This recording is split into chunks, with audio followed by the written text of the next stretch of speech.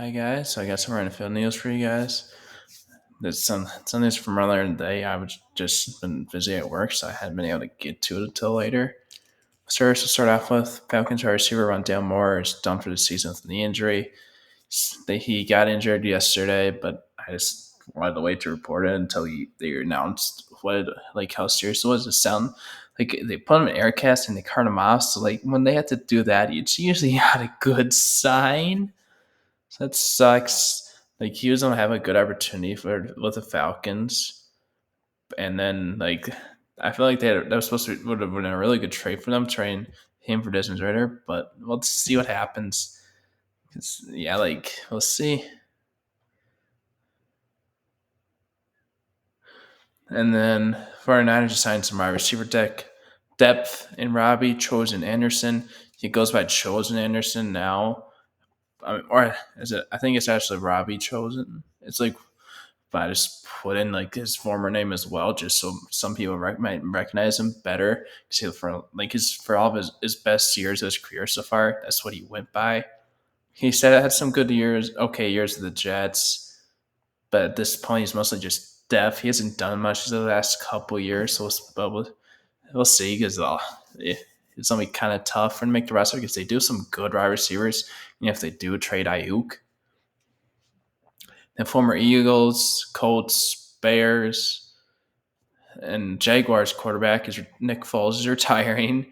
He is a former Super Bowl MVP and winner. He beat the Patriots Super Bowl 52. He had a he had a pretty good game, but on the other side, Tom Brady had a really good game. But even though I feel like a lot more people talk about that, even though Foles did win, but he was Super Bowl MVP. So he didn't really do much outside the time with his Eagles. Oh, I think he was a Chiefs quarterback for a little bit too, wasn't he? But yeah, but he had those. So the Super Bowl winning year, he did really good. Once went down, he helped lead them to Super Bowl. The year after that, like they needed to win their final three games, and the Vikings lose all three of them that year to make the playoffs. He helped them do it. Then they even won a playoff game. It did help that Bears kicker had a terrible miss, but still. And then Chiefs wide receiver Kadarius Toney is ninth on the Chiefs depth chart of wide receiver. So it's gonna be really tough for him to make the roster. That's not a huge surprise, but just because of his draft pedigree, you kind of expected him you could make the roster. But at this point, unless he's a really good preseason, it doesn't seem like he will be. And Saints are extending starting linebacker Pete Werner to a 3-year deal where $25 million, $17.5 million of that is guaranteed. He's a good starting linebacker. Like him and Demario Davis is a really good linebacker duo, and now with his extension, you are counting on him being your number one probably in the next 2 years, probably after this season, probably even after this upcoming season, because Demario Davis is in his mid-30s, so I tell he's gonna be playing much longer. And even if he does, he's not gonna be as fast. Even if he was more how smart he is, but still. The Panthers, they claimed Caden Sturge the other day off waivers from the Broncos. Now they are waiving him with a failed physical designation, so that might be why the Broncos were waiving him. They just didn't announce it for some reason. So we'll see what happens. But yeah, the Bengals are signing some defensive lineman depth and Carlos Davis for defensive line depth. He probably won't even make their roster.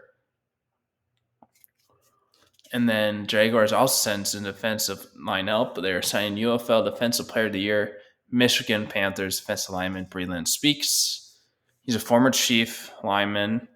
He didn't do much with the Chiefs, but he showed he had a really good year with the Michigan Panthers, so we'll see what happens. The 49ers are signing former Lions starting safety from these past few years, Tracy Walker. They're really close to it. They haven't. It isn't official, but it sounds like they are going to be signing him. And I doubt he's going to be starting because they have Jair Brown and Talanoa Ufunga as your starting safeties, but have him as one of your backup safeties. That's good. And then Titans are cornerback Caleb Farley He's likely to miss a few weeks with a hamstring injury. Isn't a huge deal because he should be back by week 1 of the regular season. But still, hamstring injuries are one of those injuries that can linger for a long time.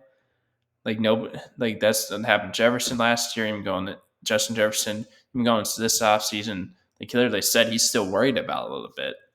So hamstrings can be tough to completely heal from.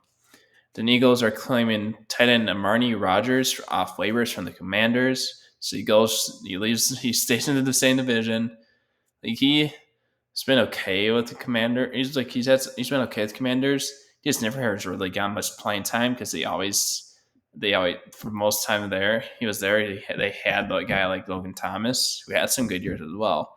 She never got much starting time. Then Niners assigned some edge depth and Birmingham Stallions edge Jonathan Garvin. He might make the roster, but it's gonna be tough because Niners have they have some good defensive linemen, like they always seem to do lately. But let's see what happens. And Jerry Jones, the Cowboys GM / owner, has no urgency to get a deal done with CeeDee Lamb, the wide receiver. It's kind of hard to tell. Like, is that because he doesn't want to pay him already before season start? Even though Lamb is holding out, he's not in training camp, or he's mainly focusing on Parsons or Dak. I feel like he should focus on CeeDee because we don't know if they're going to bring back Dak. Parsons is still another year after this season, so he's not a free agent. But Lamb is a free agent that this offseason that they should bring back. Like, he's an elite wide receiver. Like, he's from that loaded 2020 draft class. There's some really good wideouts. So we'll see what happens. But, like, I don't think he should make more than Justin Jefferson, but he should make close. Like, Justin Jefferson, I think, has shown he's one top wideouts. I just think even after last year, it's kind of do it because he only played 10 games. The year before that, he was Offensive Player of the Year. He's had 1,000 yards all of his years. Jefferson did. So I don't think Lamb should get paid more than $35 million a year, but should be pretty close to that. But thanks for watching, you guys. Hope you have a good night.